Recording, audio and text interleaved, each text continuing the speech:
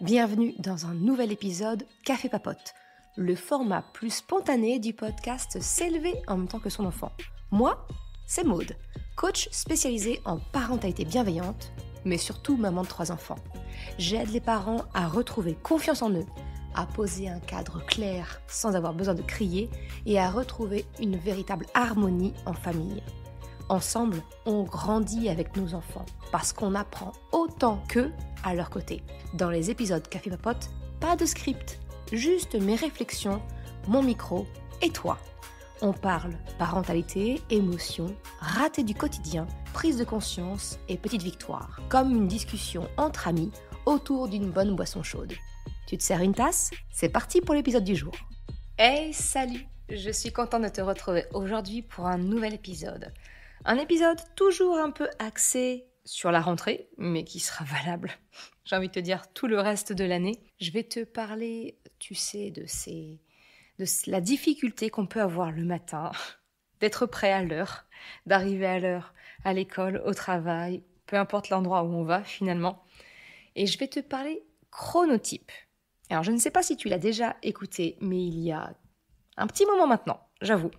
Un petit moment de cela où je t'ai parlé des chronotypes, comment connaître ton chronotype peut t'aider toi en tant que parent à justement gérer ton sommeil, les matinées, la routine du matin, la routine de soir. C'est l'épisode 57. Le lien sera en description de l'épisode de podcast. Mais peut-être que tu te dis, de quoi elle parle, Maude ? C'est quoi un chronotype ? On va déjà faire très très clair, efficace dès le début de l'épisode. Un chronotype, c'est en fait, on est tous, tu as déjà entendu parler que certains seraient du matin, d'autres sont plus du soir, certains sont des petits dormeurs, des gros dormeurs. En fait, tout ça, ce sont des mots que l'on emploie qui décrivent différents chronotypes, différents types de personnalités qui ont un rapport avec le moment de la journée particulier. C'est vraiment ça l'idée. Peut-être qu'effectivement, déjà, le matin, c'est compliqué pour toi, que tu cries, tu répètes, tu cours. T'arrives tant bien que mal à la crèche, chez Nounou, à l'école, en courant, en sueur. Ça s'est mal passé, le cœur en miettes. Je connais tout ça. Mais j'ai envie de te dire qu'une des clés que tu peux actionner, c'est justement la connaissance des chronotypes. Parce que quelquefois, ce n'est pas qu'une question d'éducation, d'autorité ou d'organisation, mais peut-être plus basiquement une question de rythme biologique. Parce que c'est ça en fait, chronotype, c'est le rythme biologique. Et ça va dépendre de ton rythme à toi, mais aussi celui de ton enfant. Et c'est vraiment la connaissance des deux qui te permet vraiment une meilleure connaissance de tout le monde et de pouvoir accorder les violons finalement, tu vois. Donc c'est ce que je te propose de voir aujourd'hui ensemble, pour peut-être commencer à améliorer peut-être les routines du matin. Et à la fin de l'atelier, je vais te parler d'un atelier que je suis justement en train de créer pour t'aider à en finir avec les matins chaotiques, mais plutôt avoir le bonheur de vivre des matins sereins. Je t'en parle à la fin de l'épisode, mais si tu veux en savoir plus, tu peux déjà te rendre sur merrecredi.com/matin, au singulier tout simplement. Alors, avant de commencer, déjà, on va vraiment parler des chronotypes et d'expliquer un petit peu ce qu'il y a dedans. Donc c'est ce que je t'expliquais. Le chronotype, c'est vraiment quel est le rythme biologique qui te convient. Est-ce que tu es une lève-tôt ? Est-ce que au contraire tu es une couche tard ? Est-ce que tu as un gros besoin de sommeil ? Est-ce que au contraire tu es une petite dormeuse ? Et là, je ne parle pas de ton rythme actuel, parce que tu es peut-être déjà fatigué, peut-être que tu as un jeune enfant, peut-être que tu viens reprendre le travail et que du coup ça impacte forcément. La question du chronotype, donc de ton rythme biologique, il est vraiment à déterminer quand tout va bien, quand tu n'as pas de pression horaire, d'accord ? Peut-être qu'actuellement tu es une petite dormeuse, mais parce que tu as un enfant en bas âge, que tu as repris le travail, que tu as beaucoup de choses à faire le soir, ce qui fait que tu vas réduire ta quantité de sommeil, mais ça ne fait pas de toi une petite dormeuse. Tu vois ce que je veux dire ? C'est vraiment le rythme biologique, c'est quelle quantité de sommeil tu as besoin quand tout va bien et quel est ton rythme naturel quand tu n'as pas de pression horaire extérieure. Est-ce que naturellement, tu as plutôt tendance à te lever tard ou au contraire à te lever tôt ? Est-ce que tu as te coucher tôt ou à te coucher tard ? Le meilleur moyen, finalement, c'est un peu ce moment où on était fin adolescent, jeune adulte, pas encore dans la vie active, c'est là finalement où on se rapproche plus de notre rythme biologique de base. Et c'est plutôt ça qu'il va falloir essayer d'identifier pour connaître quel est ton rythme biologique. Maintenant que ça c'est dit, ça a été défini, il y a 4 chronotypes. C'est 4 grandes catégories, ni plus ni moins. Mais encore une fois, rien n'est figé dans le temps, en fonction de l'âge. On peut aussi légèrement se modifier, mais pas se transformer complètement. Clairement, un lève-tard ne deviendra pas, a priori, un lève-tôt du jour au lendemain. Après, il peut y avoir des problèmes d'endormissement, de sommeil qui font que... Mais ça n'a rien à voir avec notre rythme biologique. Encore une fois, d'accord ? Ça va être des moments de vie, ça va être des problèmes temporaires. Mais là, on parle vraiment de rythme naturel biologique. Je les ai détaillés dans l'épisode 57 dont je te parle, où je te parle des 4 grands types par rapport à toi, mais ils sont aussi valables chez les enfants. Alors chez les enfants, attention, bien sûr, le sommeil est en construction, donc il va falloir l'adapter, bien entendu. Mais on voit bien, si ton enfant, pour lui, 6h30 du matin, c'est la grasse matinée, il y a de fortes chances qu'il puisse naturellement être un lève-tôt. Je te dis ça, j'ai eu cet énergumène-là, où Choc à pic, c'était ça. 6h, c'était son heure normale, 5h30 quand il était en forme, et 6h30, c'était la grasse mat. Aujourd'hui, il a 12 ans. Alors bien sûr, l'adolescence est en train de transformer ça gentiment. Aujourd'hui, il est capable de se réveiller vers 8h30, 9h. Ça reste globalement un enfant qui est très alerte, très efficace, le matin, tôt, clairement. Et qui ne fait pas de vieux os le soir. C'est des 3, donc tu vois, Choc à pic est mon aîné, donc il a 12 ans. Sa sœur a 10 ans et son petit frère, au moment où j'enregistre, va avoir 7 ans. Quand je fais la tournée, la routine du soir, les petites histoires du soir, en temps scolaire normal, c'est le premier que je vais aller voir parce que je sais qu'il va s'endormir. Peut-être pas le premier, mais certainement pas le dernier.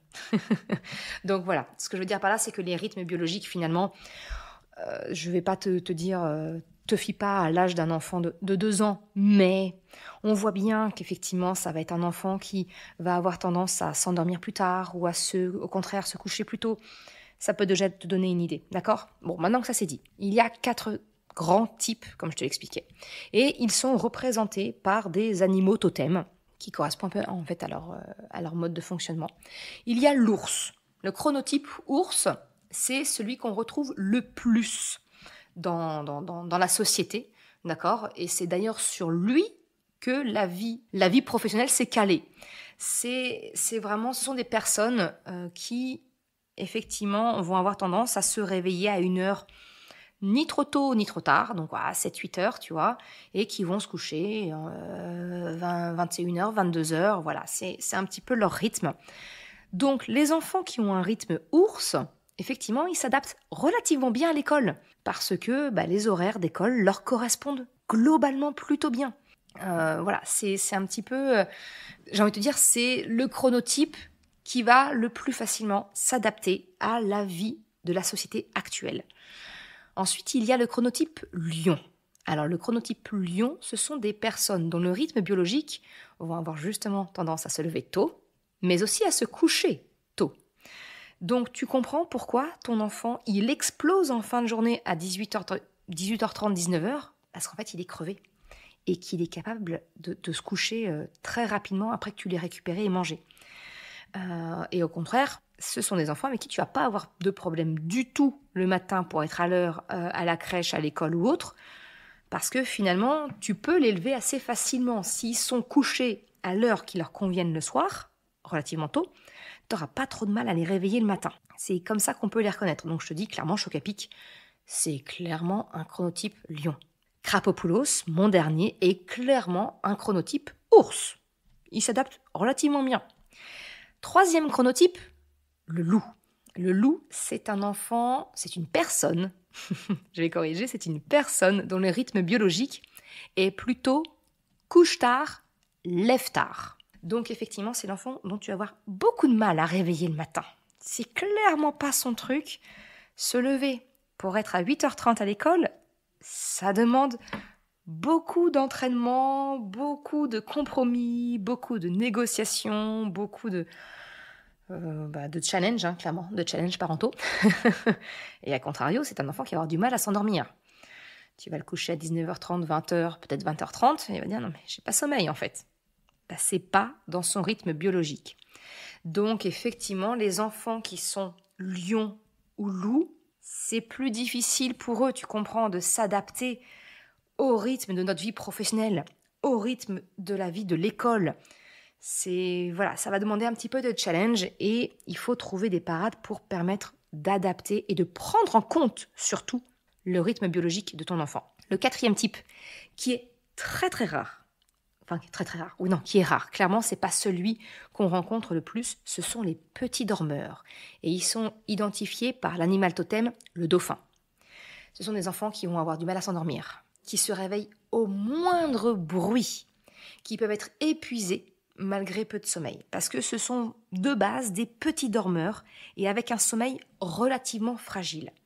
Alors tu vas me dire, oh mais moi, mon enfant, effectivement, j'ai beaucoup de mal à l'endormir et puis il se réveille au moindre bruit. Ça ne veut pas nécessairement dire que c'est un dauphin. Ça peut aussi être un rythme biologique lion ou loup, dont le rythme est un peu contrarié. Et du coup, il a du mal à s'y adapter. D'accord ? Parce que vraiment, je n'ai plus le pourcentage. Personnes de population qui peuvent être des chronotypes dauphins. Je l'ai mentionné dans l'épisode 57, donc tu peux le retrouver facilement. Je t'avoue que là, je ne l'ai pas sous les yeux et ce n'est pas une information que j'ai gardée en tête, mais c'est relativement rare. C'est en dessous des 10% de la population. Donc vraiment, on n'est pas... Ne considère pas, si tu veux, que c'est ce chronotype-là. D'accord ? Bref, maintenant que tu as connaissance de ces 4 rythmes biologiques, d'accord ? Ce qui peut être intéressant pour toi, pour envisager une routine du matin un peu plus facile, moins chaotique, j'ai envie de te dire, c'est de prendre en compte le rythme biologique qui est le tien, et celui de ton enfant. De voir s'il y a des divergences, comment les faire concorder. Et tu l'auras compris, j'ai un spécimen de chaque. J'ai un ours à la maison, j'ai un lion à la maison et j'ai un loup, ma fille. Ma fille est un loup. Je suis moi-même plutôt proche d'un rythme loup. Clairement, je pense que je tiens du loup. Donc forcément, il faut arriver à faire coïncider un petit peu tout ce petit monde-là pour faire en sorte que les matins se passent le mieux possible. C'est pas impossible. On peut adapter un loup à la vie de l'école et être à 8h30 à l'école. C'est possible. C'est peut-être le moins évident, j'ai envie de te dire. Le lion, on peut arriver à le caler parce que le matin, du coup, il est alerte. Par contre, effectivement, il faut faire en sorte de pouvoir coucher relativement tôt un enfant qui a un rythme biologique lève tôt, couche tôt. Je ne vais pas te le cacher, quand mes enfants étaient jeunes, aller jusqu'à l'âge peut-être de 5-6 ans, je pense qu'on mangeait vers 18h, entre 18h et 18h30. Pour pouvoir justement répondre aux besoins de mon fils, de mes enfants d'une manière générale, et de pouvoir commencer la routine du soir assez tôt et qui est le quota de sommeil. C'est vraiment important. Donc, qu'est-ce que ça peut t'apporter dans ta routine du matin de connaître le chronotype, le rythme biologique de chacun? En fait, tout simplement, tu vas arrêter de te battre contre la nature même de ton enfant et la tienne. Alors non, ça ne va pas décaler la fermeture des grilles de l'école ou l'heure supposée à laquelle tu es censé arriver à ton travail. Non, ça, ce sont des impératifs, des impondérables qu'on ne peut pas modifier à souhait. Mais pour autant, ça te permet de pouvoir envisager certains stratagèmes, comme ce que je t'ai expliqué, de peut-être manger plus tôt, effectivement, pour pouvoir s'adapter au rythme d'un enfant dont le rythme biologique est plus proche du loup. Et c'est tout à fait, ça match aussi avec, tu vois, je t'ai dit, dans mes enfants, Chocapic qui était lion, on mangeait tôt pour répondre à son besoin et lui permettre de s'endormir tôt. Ma fille qui était plutôt couche-tard, ça ne l'empêchait pas de manger tôt, elle avait une soirée un peu plus grande. Alors, toute mesure adaptée, mais je lui permettais par exemple de rester à lire tranquillement dans sa chambre ou à jouer calmement, parce que quelquefois certains enfants, la lecture ou les livres, même s'ils ne sont pas encore en âge de lire, c'est pas leur truc, mais de jouer calmement dans leur lit, moi ça me pose pas de problème. J'ai même accepté de jouer calmement dans la chambre et pas nécessairement dans le lit. Je pense que l'autonomie de l'enfant est le meilleur moyen de ne pas entraîner un refus, une réaction d'ego qui fait que ton enfant va refuser de faire ce que tu lui demandes. Si tu lui laisses la liberté et l'autonomie, c'est le meilleur moyen pour que ton enfant adhère à ta demande. Ça, j'ai envie de te dire, je ne compte même plus le nombre d'épisodes que tu vas pouvoir trouver sur le podcast sur le sujet, et avec tous les articles qui sont associés sur le blog si tu le souhaites. Vraiment, tout ce qui tourne autour de comment faire coopérer son enfant, fais-toi plaisir. Tape le mot-clé dans ta barre de recherche du podcast ou de mon site mercredi.com. Tu vas trouver tout ce qu'il faut qui t'explique un petit peu cette façon de faire. Mais voilà, toujours est-il qu'il est tout à fait possible de faire coïncider des rythmes d'un enfant au rythme biologique loup avec un rythme biologique lion, qui sont les deux extrêmes, tu l'auras compris. Le dauphin, j'en parle même pas, c'est tellement rare. Et puis, tu peux le traiter comme un loup, d'une certaine manière. Voilà, c'est presque anecdotique. Mais on va donc considérer les deux extrêmes lion, donc couche-tôt, lève-tôt, et loup, couche-tard, lève-tard. Tu peux les faire coïncider. L'ours va venir juste consolider le tout. Lui, il s'adapte parfaitement à un rythme habituel, si tu veux. Et heureusement, quelque part, c'est la grande majorité de la population. Donc, il est fort probable que ton enfant soit un rythme biologique ours, ou qu'en tout cas, tu puisses facilement faire coïncider ton enfant avec le rythme imposé par notre vie active et la société. Donc vraiment, le gros avantage, et c'est pour ça que je t'en parle aujourd'hui, d'identifier un petit peu quel est ton chronotype à toi, mais surtout celui de ton enfant, c'est ça qui va te permettre d'arrêter de te battre, en fait, finalement, contre le rythme naturel de ton enfant. Si tu rentres tard, que tu fais manger tard un enfant qui est d'un type lion, tu sais que tu t'exposes à de la surfatigue et que donc tu vas aller contre son rythme biologique et ça va rendre les choses un peu plus difficiles. Alors naturellement, on n'a pas la chance tous de travailler à domicile ou d'habiter très près, ce qui fait qu'on peut manger tôt. J'en ai bien conscience, c'est une chance, mais c'est peut-être à prendre en considération. Peut-être que, je ne sais pas, peut-être un soir ou deux dans la semaine, on peut se permettre de rentrer plus tôt pour pouvoir... En fait, l'idée, c'est vraiment de rendre plus ponctuel des exceptions, le moment où on va plutôt décaler le rythme de l'enfant naturel. Voilà, si c'est un lion, de le faire manger un peu plus tard. Si c'est moins souvent, l'organisme, ton enfant va plus facilement s'y adapter. Donc peut-être que c'est toi, si tu peux avoir exceptionnellement quelquefois terminé plus tôt, avec le coparent aussi de pouvoir faire en sorte d'être peut-être en décalé, peut-être d'avoir de la famille qui, un soir dans la semaine, va le récupérer plus tôt, le faire manger plus tôt avant. En fait, il y a des solutions qui peuvent être mises en place. Tu peux aussi avoir une nourrice à la maison qui puisse le faire manger, comme si toi tu rentres tard.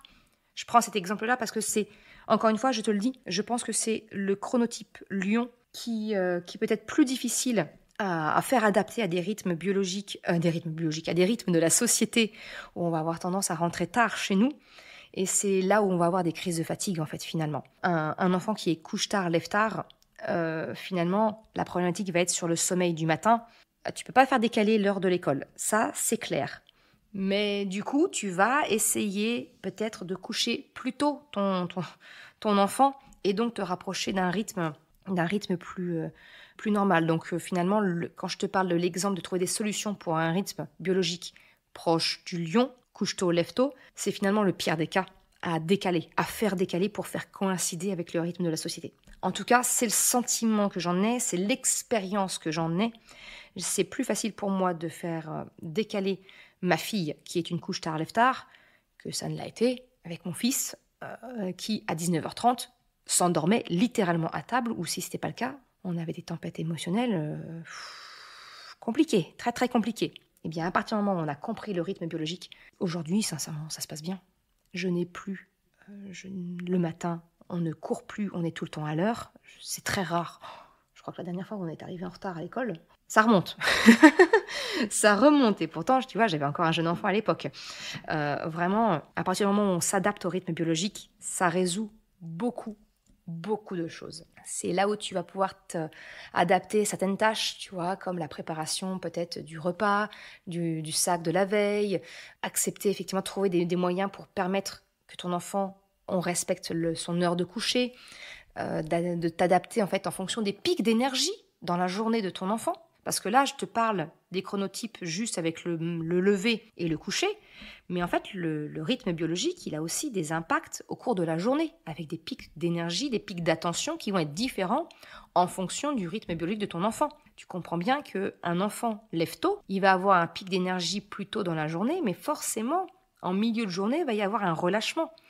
Voilà, donc encore une fois, je t'invite à écouter l'épisode 57 où je vais beaucoup plus en détail de ce que sont les chronotypes. Là, mon objectif aujourd'hui est vraiment plus de te suggérer d'essayer d'identifier le rythme biologique de ton enfant pour permettre une adaptation et de cette façon-là, finalement, arriver à avoir des routines matin et soir qui soient plus respectueuses du rythme de chacun. Donc, finalement, ça vient à changer de regard sur ton enfant. Ton enfant, s'il se lève pas le matin, c'est pas qu'il est paresseux, c'est pas qu'il est provocateur ou autre. Non, c'est peut-être juste une question de rythme biologique, qu'il n'est pas calé sur les horaires qu'on va lui imposer. Donc, une fois qu'on a ça en tête, c'est une bonne base, j'ai envie de te dire, pour pouvoir espérer avoir des matins sereins. Et c'est ça dont je te parlais dans l'introduction, c'est que je suis en train de travailler pour te proposer un atelier qui s'appelle Matin Serein. Au moment où j'enregistre, il n'est pas défini, mais a priori, il va partir sur le nom de Matin Serein. Et si tu veux en savoir plus, si tu veux peut-être t'inscrire pour être tenu informé lorsque j'aurai une date officielle d'ouverture de cet atelier, eh bien, je te propose de t'inscrire sans engagement sur mercredi.com/matin. Matin, M-A-T-I-N, au singulier, tout ce qui est le plus simple. Et ainsi, je te partagerai les informations et surtout, je t'avertirai en avant-première de quand l'atelier sera disponible. J'espère que ça te donne quelques petites pistes de réflexion pour aborder ce mois de septembre, cette rentrée, au moment où sort l'épisode, avec un peu plus de sérénité, pouvoir mettre des choses en place pour que ça se passe le mieux pour toi et pour ton enfant. Je te remercie d'avoir écouté cet épisode jusqu'à la fin. Si tu souhaites soutenir le podcast pour m'encourager à continuer à créer des épisodes, eh bien, tu peux le faire sur le site mercredi.com/soutien en me faisant un don libre. Une autre façon de m'encourager et qui est vraiment très efficace, eh bien, c'est d'en parler tout simplement autour de toi, de partager le podcast, le site. Et si le cœur t'en dit, eh bien, c'est également de me laisser un commentaire ou une note sur Apple Podcast, Spotify, quelle que soit la plateforme, si elle te le permet. Ça m'aide vraiment à faire connaître le podcast, à diffuser ce message qu'une autre façon de la parentalité est possible. Un grand merci à celles et ceux qui prennent le temps de le faire, mais également ceux qui m'envoient des messages privés. Ça me fait toujours très chaud au cœur. Je te souhaite une excellente journée, après-midi, soirée, quel que soit le moment où tu écoutes, et je te dis à très bientôt pour un nouvel épisode. Ciao!